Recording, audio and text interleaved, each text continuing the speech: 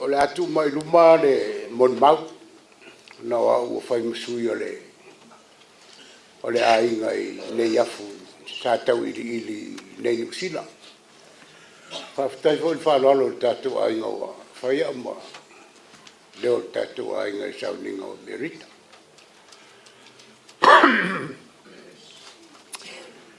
Ono 10% o leo langa o Merita. O le mātou mawhitanga nā vai lele i polu me iai o mātou mātua. A whaiva se lau o tonu sa taunu wai a Merita i o mātou mātua i polu. O nana watu iai e alu mau maso e whao mai ana onga. Alua i a onga maurunga i upolu. Alu le mawhitanga. O au le matua o te whanau e tō se fulu. O lo tama e lona 5 le whanau. A le uso o tama Merita. O lo tama e lona 5. Mawhitanga. O se tangata sa o iloa mai lava o mala aiti o mao le aoka. Nalo leo Merita ua a onga a mata mai maluafo, na onga le whakasa, le kalesia. Al tamina o lau te a onga i le marisi. A maasa wali mai la onga, sa wali mai ai vai lele ia pia. No walu le la onga i, a to sa wali yuta i maluafo. E whapena la le whaingore. A tua fo le aonga, e whaatale tua e au i le manga tōru. O te sau whaatalina, ia mato sa wali fo le i vai lele. O se mawhutanga e le ai le meo le se la mai po le o te le lope o e se taimi o motu sia ai le matu mawhutanga whaatuangane ma o Merita fo e tau e matou matua o le lau matua e tainane o aulu matua o le ai e te le ame e tau mai e toina a mesa toina e tau mai e tau. A talo no atu ia Merita. O le ewa nai lo Merita. A o walu fo ila o nau au. Sau wha ainga lua i bai lele. E iei ainga sa au wola e ai. Na ture o Merita no foi tai o matu o mau leo. Ai whai lava so tanga nei wa matan tau a nau o Merita. O te fo ia tu tai il matu ai. Aruai, ina ua ma e au whamunu e ina ngā o ngā uma. Nā lole Merita ua whainga ruai ngai le wharimai. Ua a vea ia ma te mai tau si mai pasi. O Merita la, o Merita o le fō mai. Mai o si tangata e tau sa fia. O ilo umalawa e mtanga luenga ia le leitanga te ilona tausafia a mio solia e iei taimi a matala noai ma te whao ngā ia le ngana hoi leo le ngana tusa e o mai taimi nei leo uan o le lava ma te whaia talo noanga lea e le poi a Merita whapea o a o fo no talo no e a mese lava meo le ainga se poi e le whaatawhala o talo a o lor meo te le fifi ai e lamma le taimi se i ma whaafsanga ina ma u Merita po le atu e ngā talo no po le telefoni po le e le alo o mama sani ai o le whainga na ma whaasoa e whai a o no fo Merita i goelele te mana tual vai taimina o ataia siri atu lau le lei o te maitai i lo ataia taimi sa salo e la tu ya mato po fu mo tu tau sa o te mana tua lava o le taimi whainga tā fo na le baba ai no mene o whanau taimi ia a maola i le po ia o e whai le po le e whanau le whai au e te lea ia ua Merita o teine matamo le matonu a mai la e wailo le lea Merita la ua mio le mai me mate whio ia o te ai atu loa ua whātau tū Merita ia o le uru moko ainga se kafukafu nga masea le uru moko kafukafu pea o la sa o sa vali Amerika le whani o isi las nga o al fale ko ki kilo mai o la ka milo el kala al fale i lolo Amerika o e ongar kongi re fa se kui o nga sa ro le fa lo makuri yo e fa pengale o langa ma o la mai ai fa ko a o mai la va Amerika i so vai ma fuka i le ainga o ma ko so vai ma alo mauma ki inga ua umale o langa onga maua ngā nuenga wha maungi. Ngā kulone male ko inga wa whai poitu. Ngā wahola ia mal ko inga kau kua la inga se vai. O skangaka e se le kua lalo ia kia. E le ngalo le sao o Merita i lo fo iora. Ke le fo ingi o whale kongu mangi o vai vai. A kangaka nei. E se ala wa ai e mako ai o le fa le mafukanga le mako ai ngai i usila o le Tauiliili e alu loa se mafukanga fa pea mai maupanga fa pea o le i ma Merita marfanga o la ukala e ave le mafukanga ni ka kia Merita marfanga o nga la keilo o le ngala e whai Merita markoi e wha maungi ngai mako ai ku Merita e whai le longa parau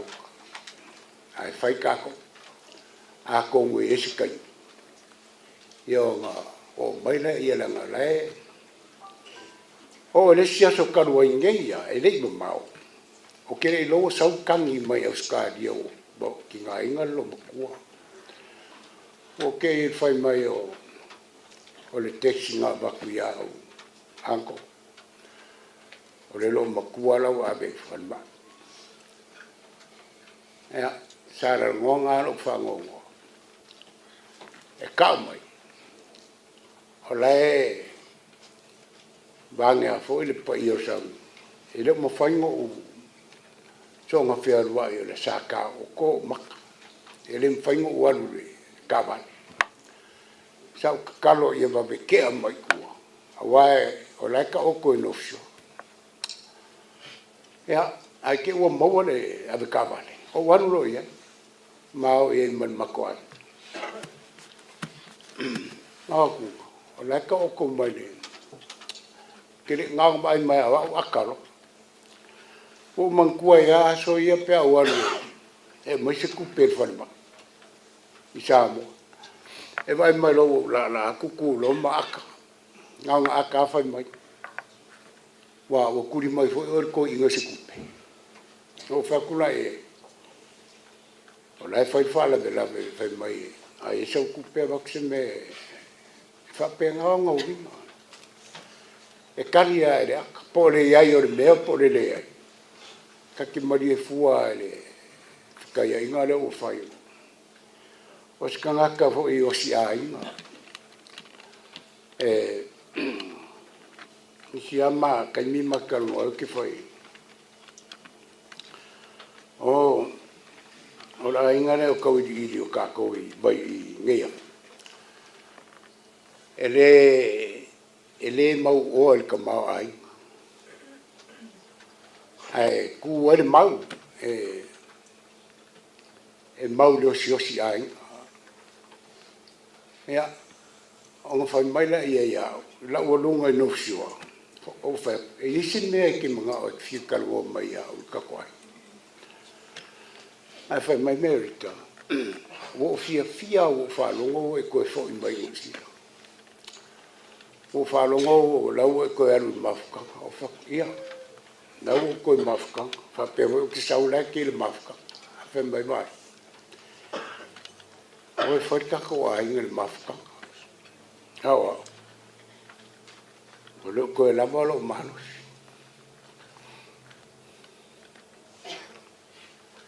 mo whakulei ora ke iau e whai mai whapenga o ngai whaasoa lo malo si mai le kua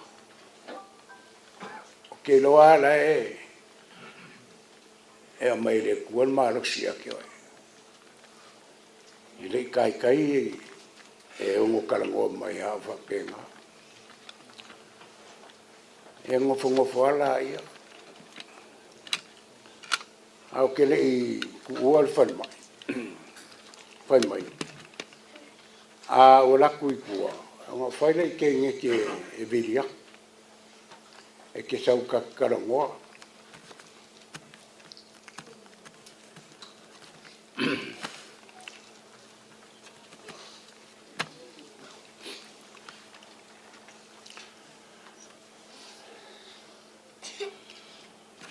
o le vili lenga vili e kuai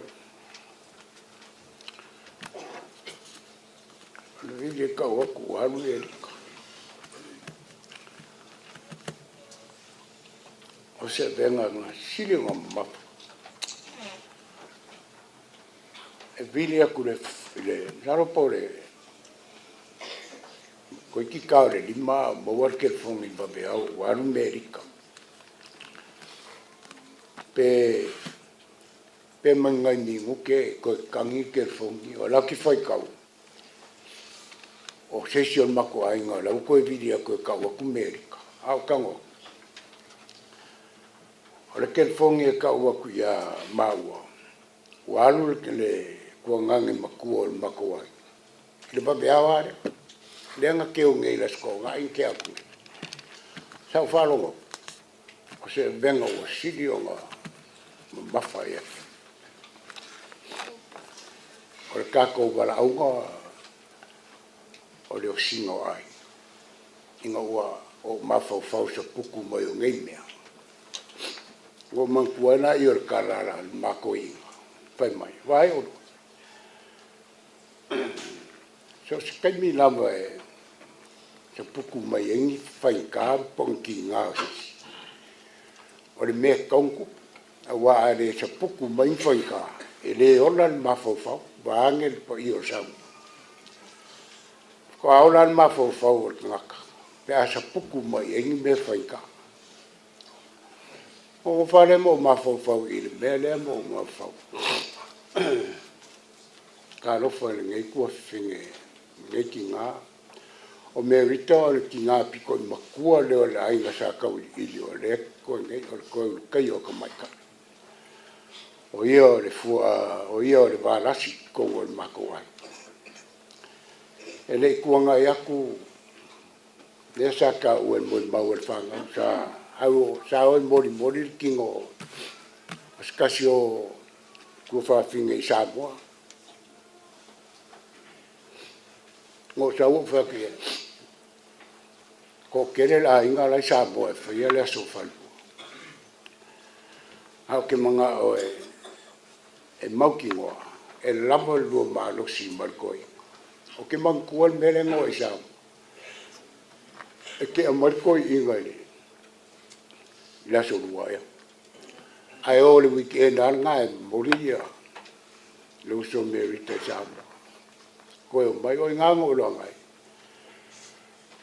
kai le kua lai fa so la vol la manos o ke lofa ke le ya Merita ma ko inga ma fana ya Merita o nga wa o sui o ka ko ai ai e se fa le kongo le ai nga sa ka ili o e mai ka ya pa mangalo le ai se si o ka ko so fuanga nge a ko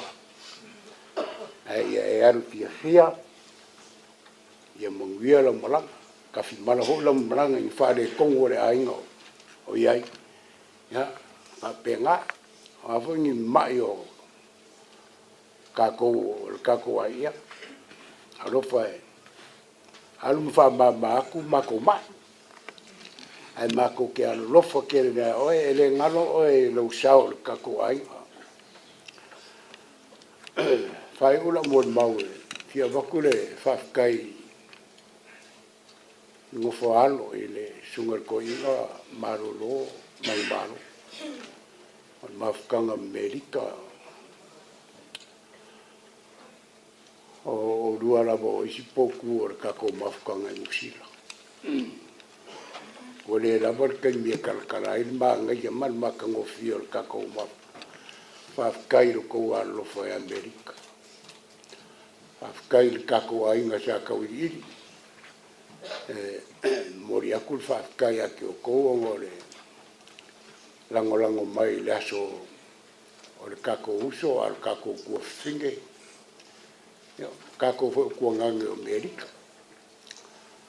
mori aku o lo whaanga i le pa ia le au fia ngei a fiafa whafkai mo la fioma ma di mai e skaimi ia pa ufo so ko kupalpala yo la sa ngom kala ir kako mafkanga ngai po ke lo fa kele ya ke o ko fa ya ngai Molimau so fo Yesu Kristo amen.